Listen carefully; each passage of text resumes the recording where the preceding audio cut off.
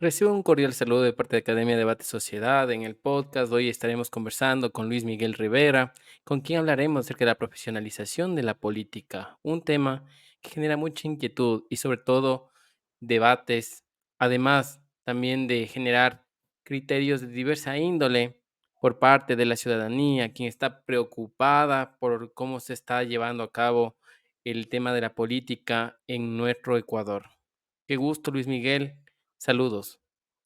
Bueno, buenas noches, estimado Luis Alejandro. Un saludo cordial a todos quienes nos escuchan. Estoy profundamente complacido de poder participar de este espacio, un espacio que ya goza de su prestigio, que llega a cientos, a miles de ecuatorianos que sin duda tienen este interés que tú ya has manifestado de enterarse no solamente de temas de actualidad, de derecho, de política, sino temas de coyuntura. Así es que muchas gracias por la invitación y a las órdenes. Muchas gracias, Luis Miguel. Bueno, quisiera que por favor nos expliques qué se entiende por política desde tu visión. ¿Cuál es tu concepto que tú darías a la ciudadanía, a los jóvenes que te están escuchando en este momento? Bueno, el término política, al igual que muchos otros términos, es un término, un concepto que ha sufrido una evolución a lo largo del tiempo. Si bien hay varias acepciones, como aquellas que dicen que es el arte de gobernar, el arte de servir a los demás, la forma en la que se ejecuta o aplica o se dispone del poder político, yo también me atrevería a decir que la política es la forma de relacionarnos entre las instituciones del Estado, los ciudadanos, dentro del sistema democrático. Esto hablando ya en términos actuales, hablando desde nuestra propia realidad, yo creo que debe entenderse así la política.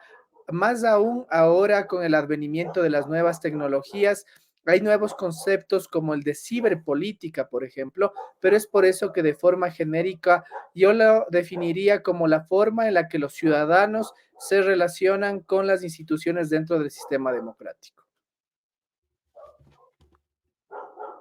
Perfecto, muchas gracias. ¿Tú crees que existe una desnaturalización del concepto de la política desde la filosofía y la sociología frente a la realidad de nuestro país? Bueno, hay algunos debates, de hecho, no solamente dentro del país, sino la misma ciencia se pregunta ahora si es que hay una ciencia política o si es que hay una sociología política. Muchos autores profundizan al respecto, sin embargo, yo creo que la política entendida en nuestro medio se ha analizado, se ha concebido desde la práctica, es decir, volviendo a la definición que yo aportaba, a esta forma en la que se interrelacionan, ¿no? Los ciudadanos, pero fundamentalmente también los actores políticos. Creo que más adelante ya profundizaremos en el tema, pero más allá de hablar de una distorsión, yo creo que no ha existido un entendimiento cabal de lo que implica la política y es por eso que en muchas ocasiones en estos espacios de representación o de ejercicio del poder político hay una suerte de improvisación que ha hecho más bien que nosotros los ciudadanos percibamos que hay una degeneración, pero yo diría que no hay un entendimiento en realidad de lo que significa hacer política en el Ecuador. Justo me quedé pensando en lo que tú habías acabado de manifestar, cómo se ha llevado esa desnaturalización, esa improvisación por parte de las autoridades como tal, ¿no? Porque hoy vemos en diferentes niveles de gobierno cómo se ha estado improvisando y no solo de ahora, sino de antes.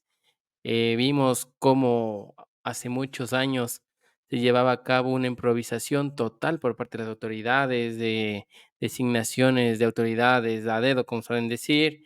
Aparte de eso, no había una transparencia en los concursos de méritos de oposición. Tú evidenciaste también hace pocos días la trama de corrupción dentro del sistema judicial y la forma en cómo ha estado vinculada eh, la justicia con el narcotráfico, y esta situación ya nos lleva ya a una narcopolítica, una narcojusticia, por decirlo así. Y esto es preocupante para nuestra sociedad. ¿Tú qué piensas al respecto? Sí, en efecto, a ver, yo creo que el raíz de todos estos problemas, al menos dentro de nuestra democracia, se origina o se debe a la carencia de un sistema de partidos. Personalmente considero que los partidos políticos son la base de cualquier sistema político y en ese sentido es importante tener partidos como instituciones, algo que lamentablemente no pasa acá en el Ecuador por la configuración legal que existe. No tenemos nosotros verdaderos partidos políticos. ¿Y qué debemos de entender nosotros como un partido político? Es aquella organización, aquel grupo político que tiene ideología, que tiene militancia, que tiene estructura y que tiene jerarquía y cuyo objetivo es hacerse con el poder justamente para implantar políticas públicas que no son otra cosa que la forma en la que ellos entienden el mundo, ¿sí? Y la forma en la que materializan el ejercicio del poder político. A partir de esta definición, yo creo que en el Ecuador hoy por hoy no existen partidos políticos, tenemos tiendas electorales que efectivamente sirven como móviles para alcanzar al poder, pero que están vaciados de este contenido. Y al estar vaciados, cuando llegan al gobierno de los distintos niveles, como tú decías, no hay una visión programática. Y en efecto, esta carencia hace que se vuelvan en espacios proclives para que puedan permear, en este caso, los grupos irregulares, el mismo problema del narcotráfico, como tú lo has dicho, pese a que podríamos decir que la función judicial está más institucionalizada, en el campo político justamente esta carencia de formación, de valores, de una deontología política, si se quiere, hace que sea un terreno más fértil para que estas estructuras puedan permear, penetrar y les interesa completamente porque al final del día las decisiones de manejar el país son enteramente políticas.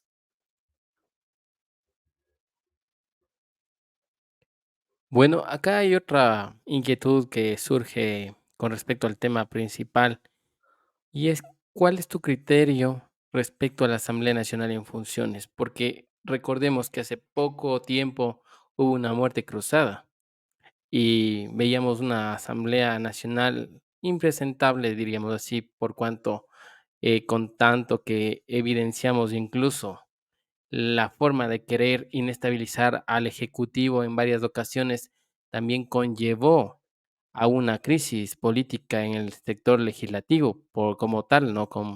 Es un tema que se debía tratar a profundidad y que muchas veces se ha dejado pasar, pero ahora ya nos encontramos con una nueva Asamblea Nacional.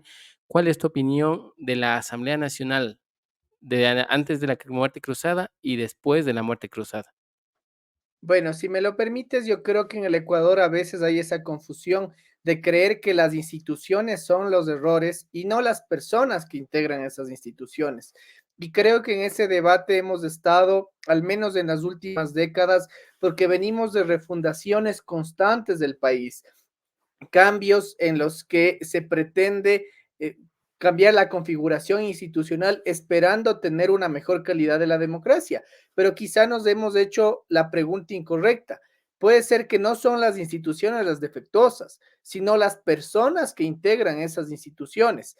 Sin embargo, esta es una historia larga, proveniente al menos de la forma en la que los ecuatorianos históricamente hemos visto la política, en la que nos dejamos seducir en muchas ocasiones por caudillos que tratan de imponernos su visión, nos embarcamos en ese proyecto político y después de cierto periodo decidimos bajarnos y volver a fundar el país. Dicho esto, yo no creo que el problema sea la institución como tal, que en este caso es el órgano legislativo.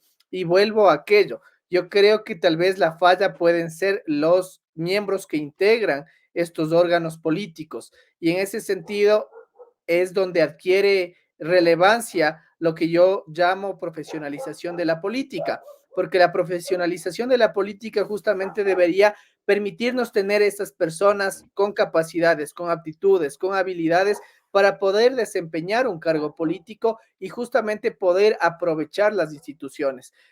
Yo te pongo el ejemplo, por ejemplo, los británicos que han tenido una tradición institucional de siglos, no discuten si es que el Parlamento es útil o no es útil. Ellos saben que responden a los intereses de los partidos políticos que logran alcanzar una representación dentro del órgano legislativo. Y cuando no están conformes los ciudadanos, lo que hacen en las siguientes elecciones es votar por el otro partido, por la otra opción electoral.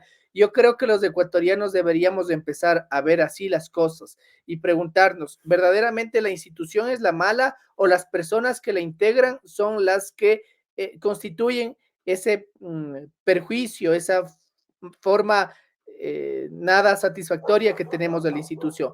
Ahora bien, de la anterior asamblea a esta asamblea, inicialmente pudimos ver un cambio sustancial, que era aquel de la negociación política, que dicho sea de paso, no debe satanizarse. Deben satanizarse, sí, los acuerdos que son poco transparentes, que van por encima de los intereses ciudadanos, que no forman parte de ese diálogo, de esa conexión, de esa comunicación que debe haber en un sistema democrático y que más bien se torna hacia intereses personales, eso sí debe ser mal visto, pero en cambio una negociación política que sea transparente, que permita llegar a acuerdos y que las distintas fuerzas políticas que estén presentes en el órgano legislativo puedan alcanzar consensos y llegar a metas nacionales, eso es muy sano, muy saludable y uno de los pilares quizá del sistema democrático.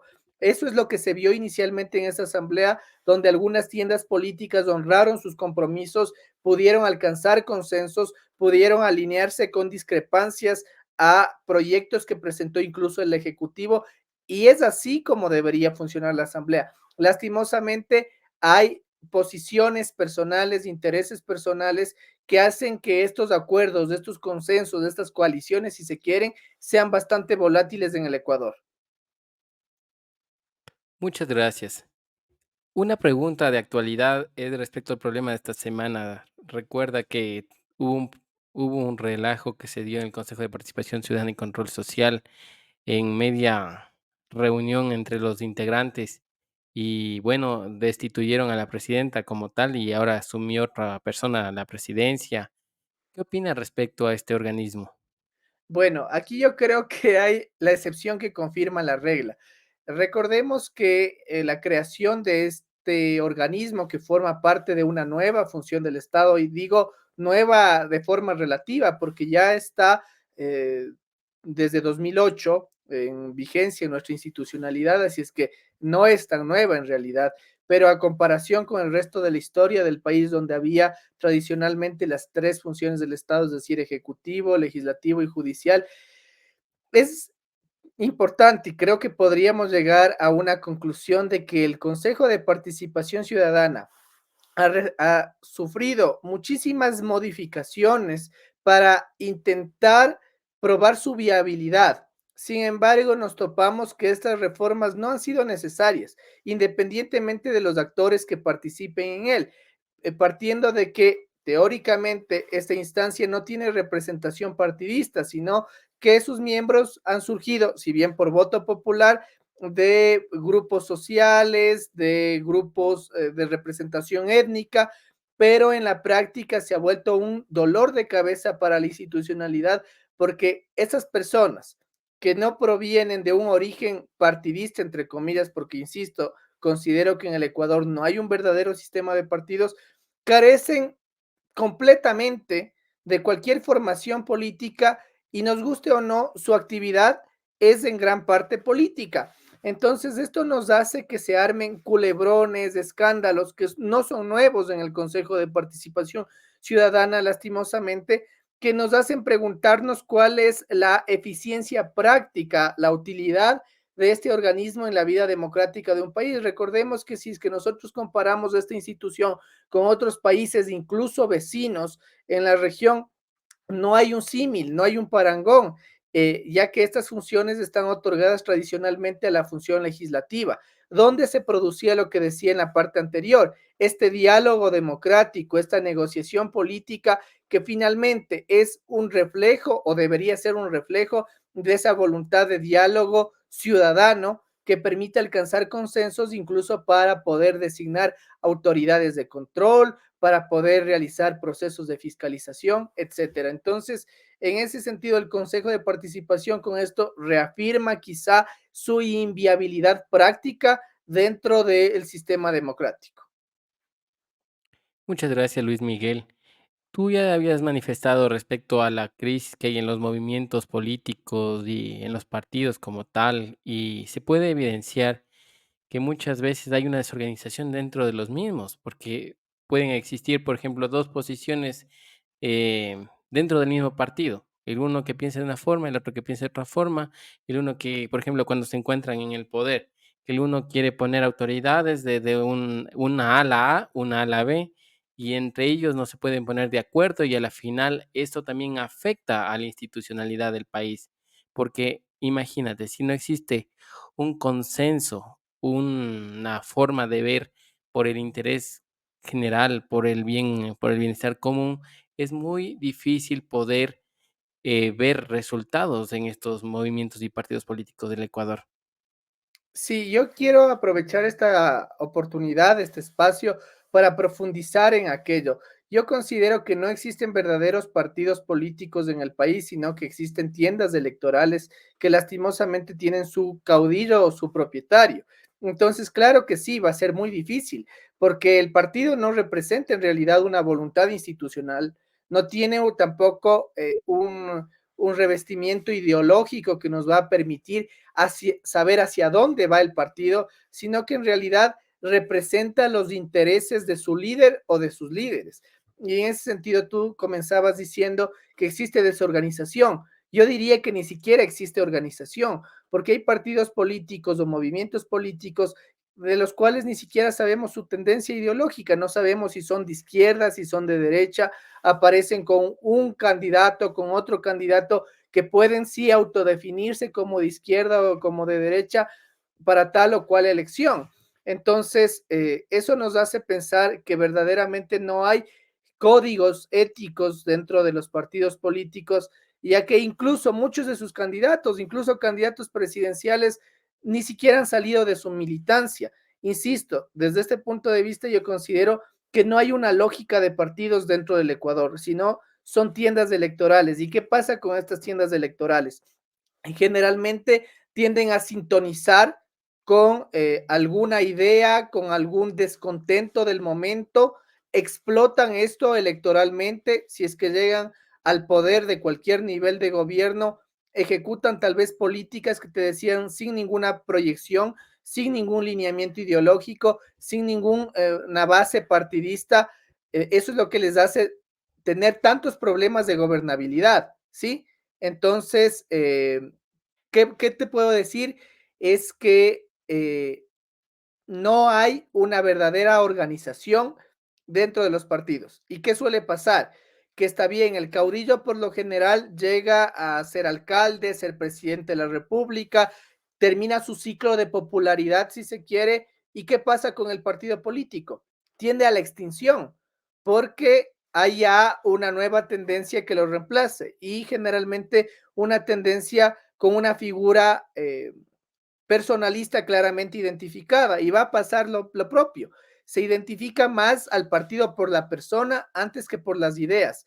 Entonces, quiero hacer yo mucho énfasis aquí, puesto que yo personalmente considero que este es el origen de los problemas que tiene nuestra democracia, la falta, la carencia de tener un sistema de partidos hace que no tengamos políticos preparados, porque ojo, los partidos políticos no solo deberían ser los móviles para llegar al poder, sino también por antonomasia tienen que ser los centros de formación política, los espacios en donde los jóvenes que quieren hacer carrera política, que una vez que se han identificado con tal o cual ideología, puedan ingresar al partido político, puedan hacer una carrera, puedan ir escalando en las jerarquías, en la militancia y finalmente puedan desempeñar los cargos para los que son elegidos con una formación, un proceso que hoy por hoy no existe. Tú lo has dicho, falta apoyo a los jóvenes. Creo que dentro de los movimientos y partidos políticos ha existido una concentración en el poder, por decirlo así. Es decir, como tú dices, el caudillo llega a cumplir su misión y se acabó ese movimiento partido político, su finalidad. No ve más allá y creo que es importante regresar a ver a los jóvenes y darles nuevas oportunidades, porque mira, siempre ponen a las personas dentro del, digamos, del padrón electoral. Ponen al principal y luego tratan de ver de llenar al último, a los jóvenes, a las mujeres, y no existe, es decir, una igualdad, no existe una equidad. Es más, siempre, ponen a los principales dentro de los primeros lugares y a los demás les utilizan. Ese es el punto en el cual quiero llegar. En Muchos jóvenes son utilizados al momento de estar en campaña. En efecto, y resulta mucho más pernicioso, ¿por qué? Porque yo te hablo, tengo 26 años, para un joven es muy difícil hacer política en el país porque tiene un problema de partida y es justamente identificarse eh, a la tienda, a la organización política a la que va a ingresar. Y te voy a poner un caso, no importa si es que el joven es socialista, si es que es libertario, si es que es liberal, si es que es socialdemócrata, en el país no existen partidos claramente identificados con esta tendencia ideológica. Pueden decir, sí, que defienden esas ideas, pero ¿cuál es el problema? Que yo como joven me involucro, entro a hacer militancia dentro de esta organización política, pero como esta organización está tan atada, tan fundida con la figura paternalista, con la figura individual del líder máximo, lo que pasa es que cuando el líder máximo ha cumplido su ciclo político, también el partido o la organización política perece con él. Entonces, ¿qué oportunidad hay para que los jóvenes puedan seguir escalando en política? Y cuando quieren hacerlo, ¿qué es lo que pasa? Generalmente en una forma de hacer política tan sensacionalista como la que hay en el Ecuador, es que te dicen, ah, no, pues es que él ya estuvo en tal partido, es que él ya militó con fulano de tal, te estigmatizan, te llenan de taras que finalmente hacen que desistas de la actividad política y por eso es muy importante tener un verdadero sistema de partidos.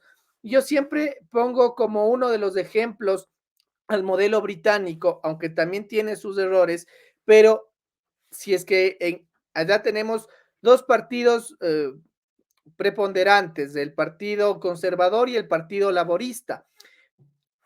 Ambos han tenido sus escándalos, ambos han tenido buenos y malos gobiernos, pero ambos siguen existiendo. Esa es la diferencia, que incluso si es que sus máximos líderes se ven envueltos en escándalos o han tenido malos gobiernos, dejan, abandonan el poder, pero el partido continúa viviendo porque es un partido sentado, fundado sobre bases, sobre ideas, sobre militancia, sobre estructura, sobre un proyecto de nación que hacen que pueda seguir manteniéndose con existencia. Entonces, esa es la diferencia. Yo quiero ser muy puntual en esto para que se entienda la dificultad que tenemos los jóvenes de poder involucrarnos y hacer política justamente por esta falta de institucionalidad en los partidos políticos. Muchas gracias, Luis Miguel. Bueno, quería que nos expliques cuáles son los desafíos en política ecuatoriana al momento, porque nos encontramos frente a múltiples problemas, estamos viviendo incluso una crisis diplomática que se salió de las manos por diversas circunstancias y queremos también ver qué es lo que va a pasar con nuestro país. ¿Qué es lo que tú nos darías de qué mensaje entregarías a la ciudadanía y cuál es tu lectura del Ecuador en este momento? Bueno, actualmente vivimos momentos dramáticos que requieren primero de sensatez y después de muchísima unidad. Yo creo que el principal desafío que tiene el Ecuador es alcanzar un grado más o menos aceptable de madurez democrática, de madurez institucional. Es decir, partir por un sistema organizado de partidos que forme políticamente a sus cuadros y que estos cuadros tengan las habilidades y las aptitudes para poder participar de la vida política. Sin embargo, en los momentos actuales donde tenemos una crisis multidimensional, crisis económica, crisis política, crisis diplomática, si se quiere, se requieren de muchos esfuerzos, esfuerzos que vienen también de una voluntad individual, es decir, cuál es mi interés real por querer cambiar la situación del país. Y una vez que tengo ese interés, ¿qué estoy haciendo para cambiarlo? ¿Cómo puedo aportar? ¿Cómo puedo ayudar? Y hay muchos espacios de incidencia. Yo creo que hemos visto que los jóvenes se involucran, quizá no a través de las instituciones formales, pero sí a través de iniciativas bastante ingeniosas, viendo qué es lo que hacen sus representantes, discutiendo sobre los temas de realidad local, de realidad nacional, involucrándose a través de los mecanismos que puedan haber, aunque digo que los jóvenes principalmente están buscando métodos no formales, recurren a redes sociales, iniciativas de asociatividad, estos mismos espacios, los podcasts para poder discutir ya forman una herramienta de involucramiento, de saber que nosotros estamos también interesados por lo que está haciendo la clase política con todos sus errores. Entonces, en ese sentido, creo que también hay una necesidad de comprometimiento, de no desentendernos de la política, de decir, bueno, allá la política que la hagan las personas que están ahí, y yo a mí no me interesa, si yo no trabajo, no como, porque desde esa apatía tenemos como consecuencia el escenario que vivimos, porque se convierte en el perfecto caldo de cultivo para el surgimiento de estos proyectos verticales, personalistas, que no tienen una proyección clara sobre lo que se quiere del país, que no hay ideas sólidas, y eso incluso es perjudicial para ellos mismos, porque primero no pueden constituir sus equipos de trabajo. Creo que esta es una de las grandes falencias que hemos visto en todos los niveles, desde escala nacional hasta la escala más pequeña a nivel local. Segundo, les permite poder integrar o al menos buscar alianzas o coaliciones para alcanzar gobernabilidad. Entonces, en definitiva, yo creo que ese es el principal desafío que tiene el Ecuador. Primero, alcanzar un grado aceptable de madurez política y segundo, buscar un estado de unidad nacional en torno a consensos frente a enemigos claramente identificables, la inseguridad, la falta de empleo, la crisis que se vive a nivel institucional, tú lo mencionabas, no solamente a nivel político, ahora también a nivel judicial, que requiere de involucramiento de todos los estamentos de la sociedad. Es lo que te podría decir a modo general sobre los desafíos que tenemos. Muchas gracias, Luis Miguel. En este momento, ya para llegar a la parte final, quería que por favor nos ayudes con tus conclusiones y las recomendaciones que también haces a la ciudadanía, como también a los jóvenes, quienes tienen que involucrarse, tienen que sentir el valor de lo que es la política, el significado natural, diríamos, o qué es lo que debemos hacer ya como ciudadanos, involucrarnos en los espacios públicos, también estar pendiente dentro de la participación ciudadana a través de los mecanismos que establece la Constitución de la República del Ecuador. Recuerda que muchas veces existe esa apatía, como tú lo has dicho, y esta falta de interés. Es momento de que la ciudadanía se vincule y esté pendiente de qué hacen sus gobernantes, porque son sus representantes como tal. Y Enrique Dussel, que es uno de los filósofos en materia política, también señalaba, ¿no? Que a través de estos representantes son los que te van como tal a trabajar por el interés general, por el bienestar común, pero no pueden ir hacia intereses particulares porque caso contrario se estaría desnaturalizando la política. Entonces, en este sentido, es importante que tú nos compartas tus experiencias, anécdotas y ya para terminar este programa, decir cuáles son tus recomendaciones para todas las personas que quieren vincularse con la política, estar cerca dentro de las diferentes instituciones, pero como tal, para trabajar por el país, no para trabajar por sí mismos. Sí, a propósito de que nos hemos ido ya a la esfera filosófica, yo quiero citar a dos grandes autores, uno más antiguo, mucho más antiguo que el otro, y me refiero a Platón, que decía que el costo de desentendernos de la política es que nos gobiernen los peores. Y creo que ahí ya encontramos una gran conclusión. También a José Ortega y Gasset, más contemporáneo, que nos decía que los jóvenes tienen que involucrarse en política porque el precio de no hacerlo es que alguien más la haga y probablemente en contra de nosotros. Entonces, en ese sentido, eh, yo te he dicho, he visto con mucho entusiasmo cómo los jóvenes tienen iniciativas bastante creativas para involucrarse a través de asociatividad, han creado grupos de liderazgo, de veeduría ciudadana y también la exigencia que nosotros individualmente debemos hacerles a los partidos políticos, que se conviertan en los verdaderos espacios de formación política.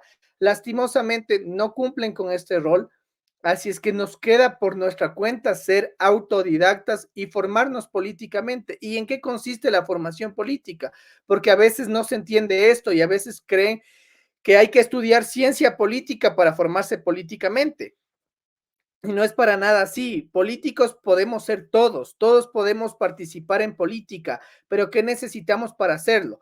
Primero, tener un entendimiento y conocimiento de cómo funciona la institucionalidad del país, para qué sirve cada órgano, qué hace cada función, qué atribución tiene, qué hace cada autoridad, porque una vez con ese conocimiento de base, incluso nosotros sabremos qué exigirles a nuestros representantes.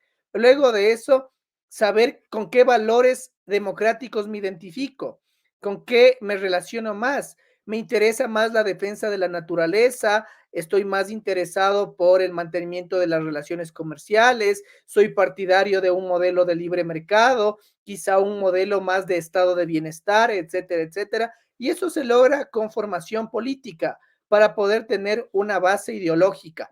Y una vez que ya tengo esos conocimientos, empezar a la acción.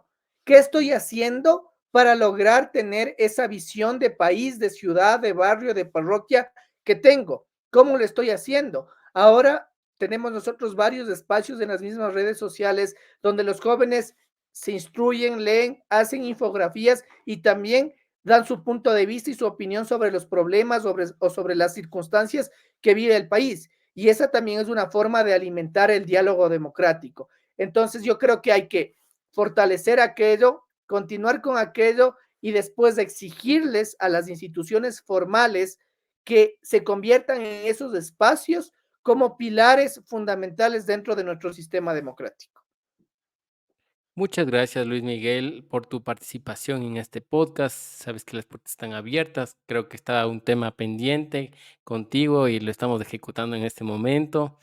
Hemos estado coordinando la fecha y la hora para realizar esta actividad, que es muy importante y que llegará a toda la ciudadanía para compartir sobre estos conocimientos, experiencias en materia política y que y que la ciudadanía mismo se comprometa como tal para seguir trabajando por el país, porque creo que no solo los gobernantes tienen su rol, sino también tenemos todos los ciudadanos y debemos ser muy serios frente a ello. Muchas gracias y que sea hasta una próxima oportunidad. No se olviden de seguir las redes sociales en Facebook, Instagram, TikTok. Estaremos compartiendo este podcast en el canal de YouTube y también en Spotify. Por favor, tus palabras finales y cerramos este programa. Bueno, primero, muchas gracias por la invitación, Luis Alejandro. Ha sido un placer para mí poder compartir estos minutos de esta idea que yo llamo profesionalización de la política. Espero que pueda tener asidero y pueda llegar a jóvenes, de hecho a todos los grupos etarios, para sembrar esa semilla de concientización y saber que todos nosotros, desde nuestras trincheras, podemos apoyar a la construcción de esa madurez democrática que necesitamos. Y justamente quiero felicitar la iniciativa que tú tienes desde Academia, Debate y Sociedad, porque es un espacio que es el vivo ejemplo de lo que he dicho en la parte final, de ese involucramiento, de ese compromiso de los jóvenes para debatir, para cuestionar los temas que pasan en la coyuntura nacional desde el debate, desde la academia y justamente involucrando a todos los estamentos sociales. Así es que más bien comprometerte a ti también, Luis Alejandro, a continuar con este maravilloso espacio. Estoy muy, muy agradecido y ha sido un verdadero gusto. Ojalá haya una próxima ocasión para poder seguir compartiendo. Que así sea, estimado amigo. Hasta una próxima oportunidad.